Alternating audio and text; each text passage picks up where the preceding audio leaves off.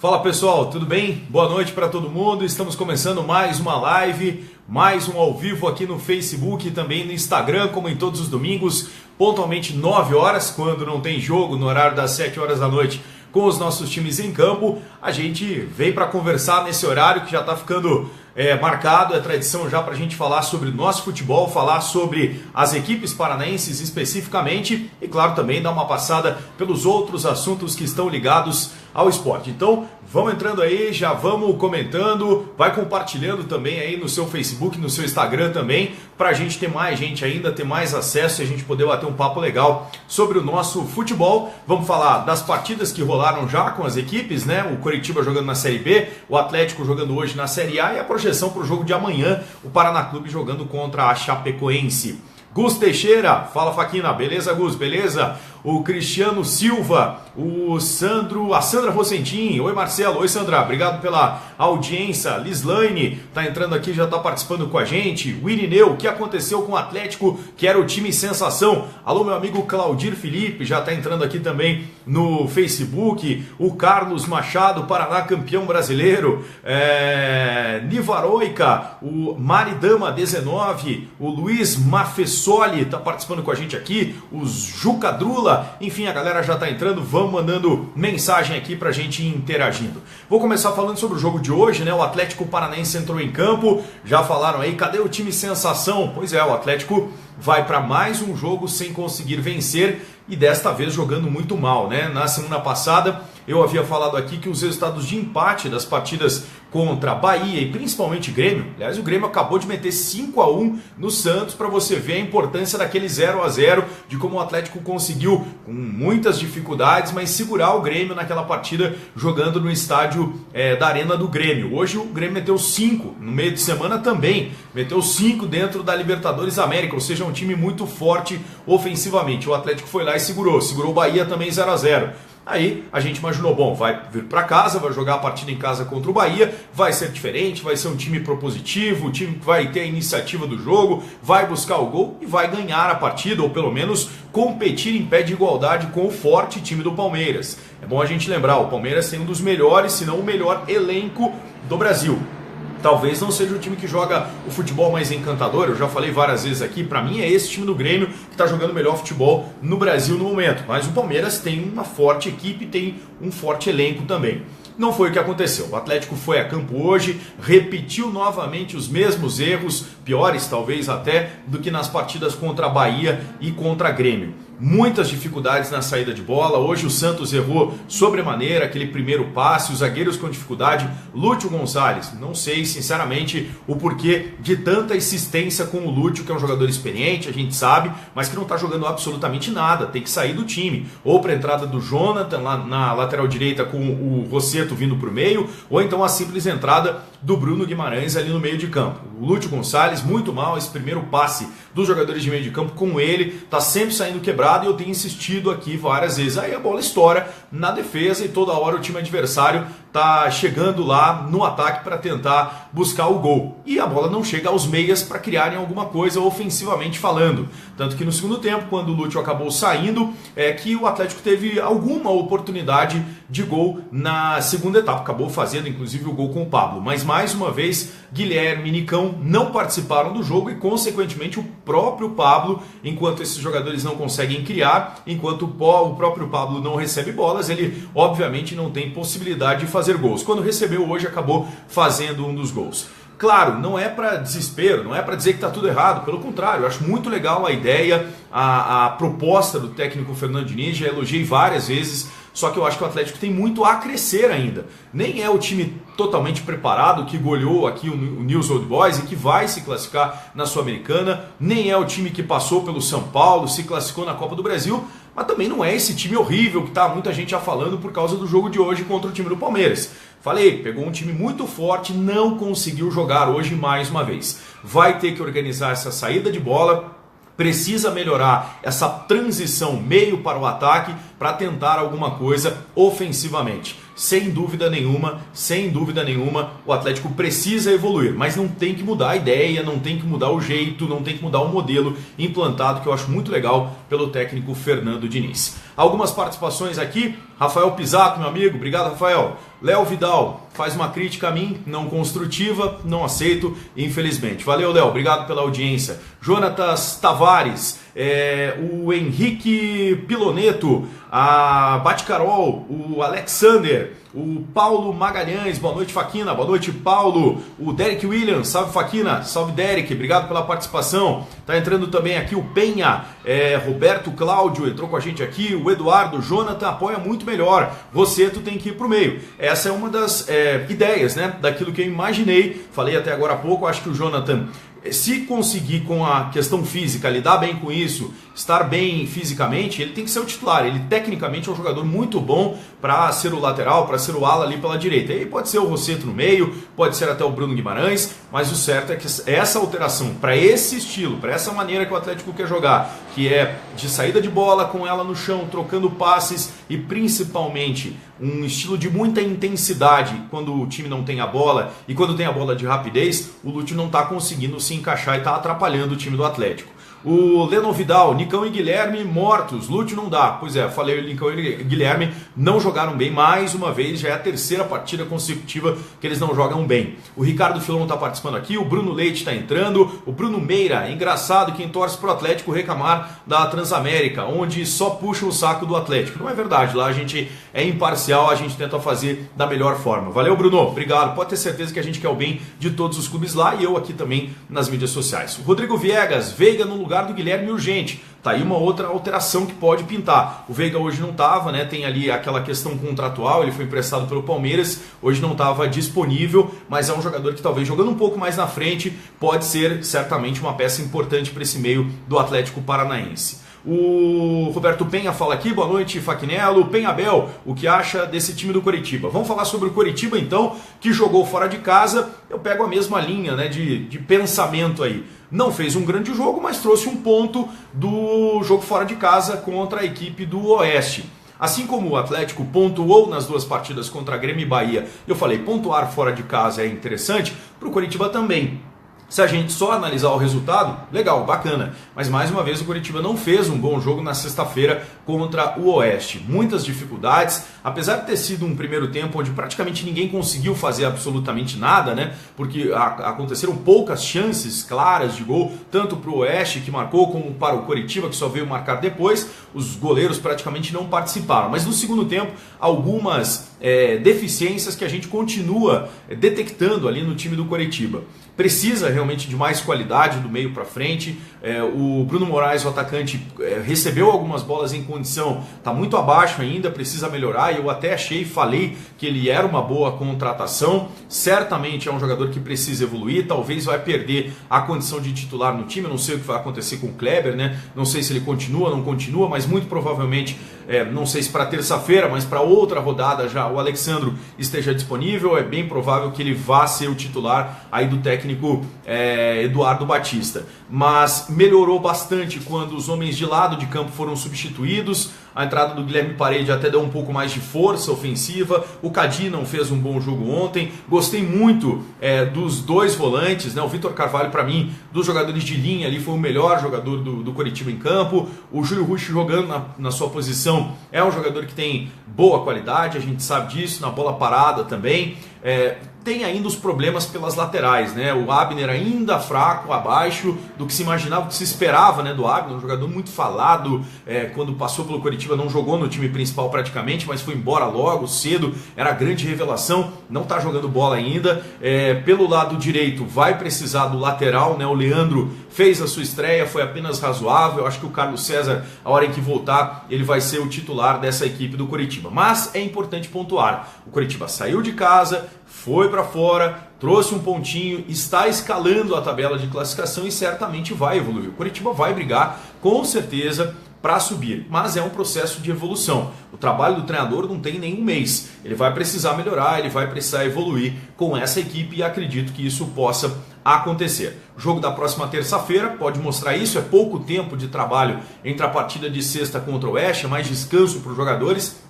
Mas a partida da próxima terça-feira contra o Brasil, jogo bem de imposição física. O Brasil de Pelotas é um time que chega junto, é um time alto, um time forte fisicamente pode mostrar alguma coisa diferente dessa equipe do Coritiba. Vamos lá, tá participando aqui o Adalberto, mandando mensagem aqui, o DJ Ed Silva tá mandando um joinha pra gente aqui, o Mazinho Fernandes entrou, o Jonatas Tavares, esse Bruno Moraes é horrível, Fagnello, fala pra ele que não é feio fazer gol, é verdade, realmente, já tem um que passou aqui um pouquinho, Faquino, Rafael Lucas não merece mais oportunidade no elenco, está sendo relacionado, né? Um jogador que foi emprestado muitas vezes, não está conseguindo ganhar ritmo de jogo quando está no Coritiba, porque não tem as oportunidades como você falou. Quem sabe uma aposta poderia ser feita para o Rafael Lucas. Pior do que o Bruno Moraes está jogando nesse momento, acho difícil que ele faça isso. Meu amigo Brunão, que estava de aniversário no final de semana, parabéns, fala Faquino, o Palmeiras está com o time encaixado, ganhou na La Bombonera, largou bem no Brasileiro, até que ponto o torcedor do Furacão deve se preocupar com essa derrota?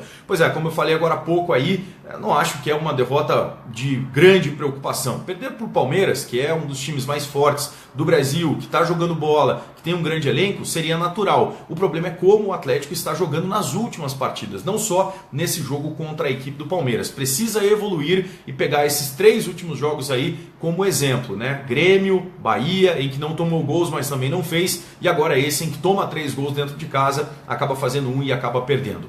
O Dioguinho Silva, Lúcio muito fraco, só o ET que não acha, pois é, o ET fica pegando no pé lá do Fernando por causa do Lúcio. O Joaquim Basso, Faquina, você acha que para subir precisamos de contratações?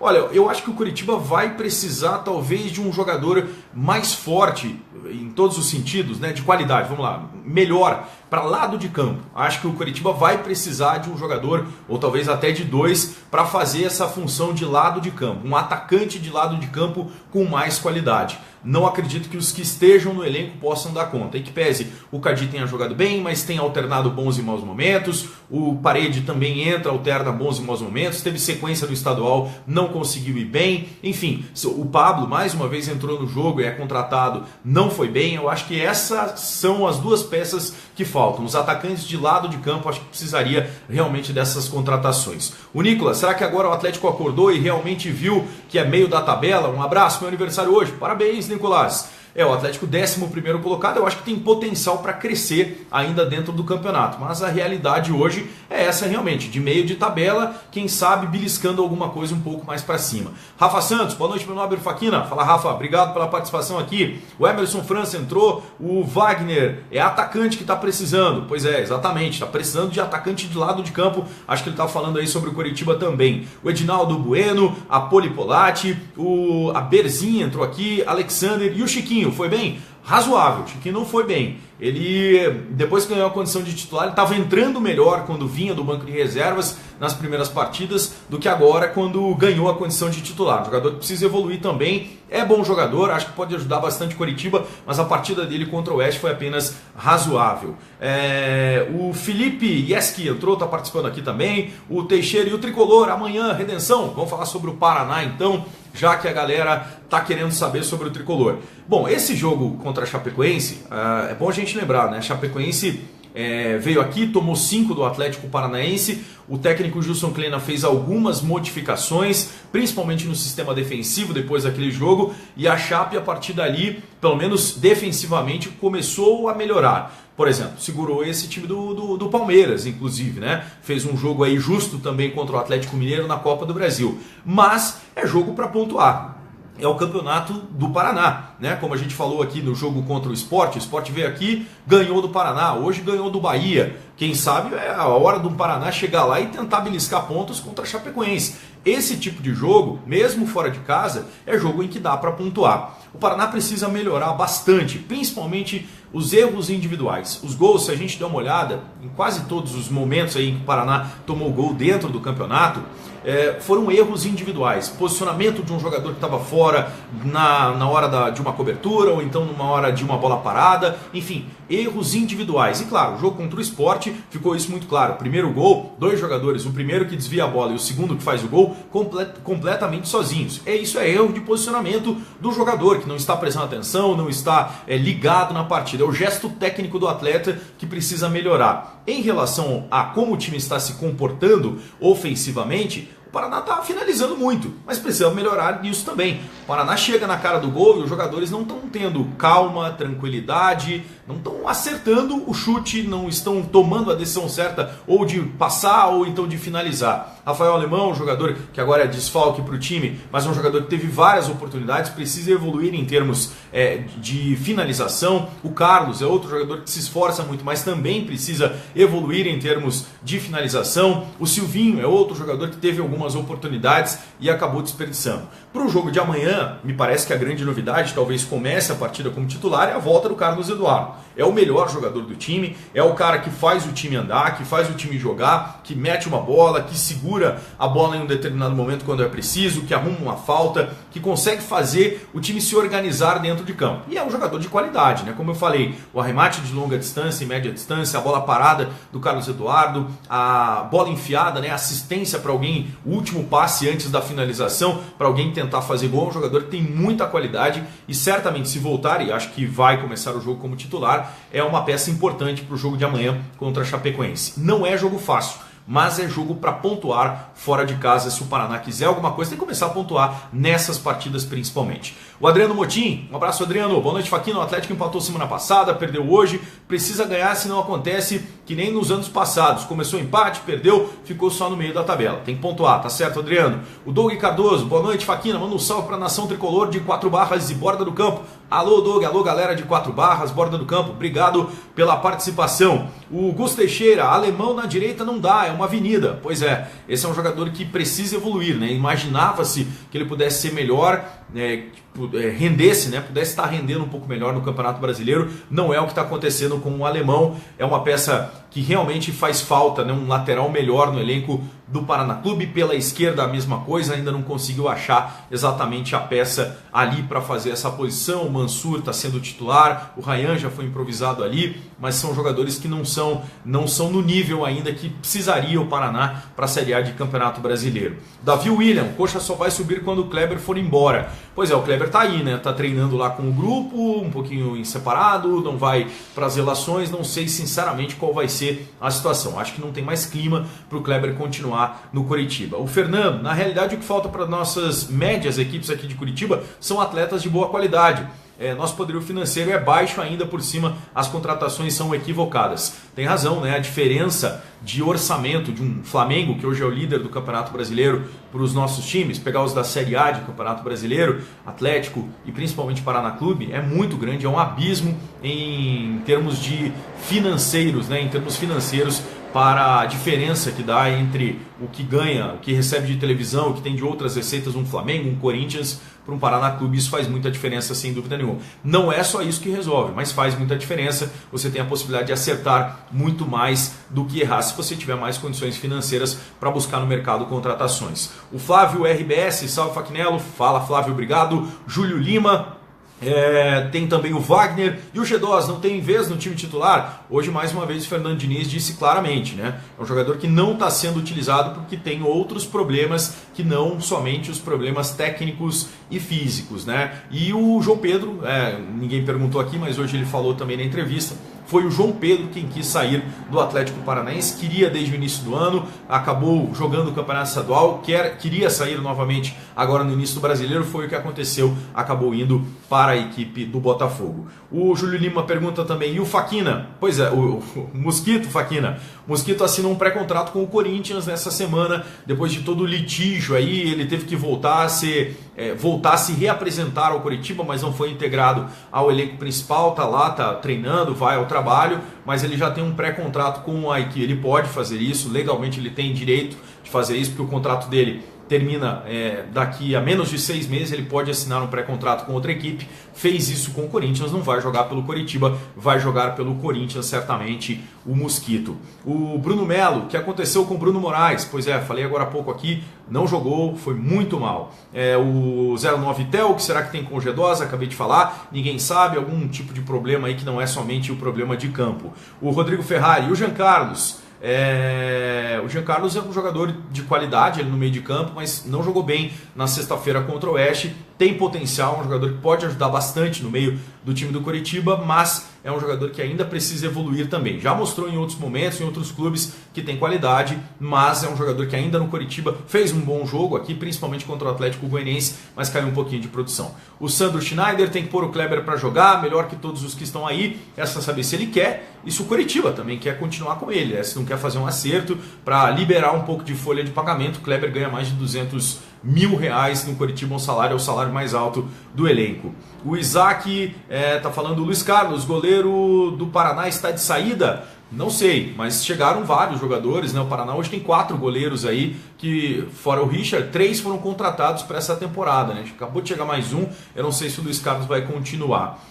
Grande Gui Baduí tá mandando mensagem aqui pra gente, obrigado. O Luquinhas 12, fala Luquinhas, beleza? Matheus Araújo, o G2, acabei de responder aqui, o G2 todo mundo pede, mas ele não joga, e não joga só com, não está jogando só com esse treinador, não jogou com o Paulo Autuori, com sequência, né, como titular, não jogou com o Paulo Autuori, não jogou com o Eduardo Batista, não jogou com o Fabiano Soares e não está jogando agora de novo com o Fernando Diniz. Alguma coisa acontece. Para a gente fechar, rapidamente, falar um pouquinho sobre o nível nacional, aí, né, sobre o futebol brasileiro. Falei na semana passada, né, o Flamengo foi lá no Ceará, meteu 3-0 no Ceará, hoje ganhou do Inter, Maracanã, com o maior público do futebol brasileiro até agora, mais de 60 mil torcedores. Como é legal ver a torcida ir ao estádio, empurrar o seu time e não fazer o que poucos estavam fazendo, né? Batendo em jogador, ameaçando o dirigente nas entradas e saídas de aeroportos, nas viagens antes do jogo da semana passada. Mas esse é o futebol. O Flamengo está de novo em lua de mel com sua torcida, é líder do Campeonato Brasileiro, está jogando bola e hoje,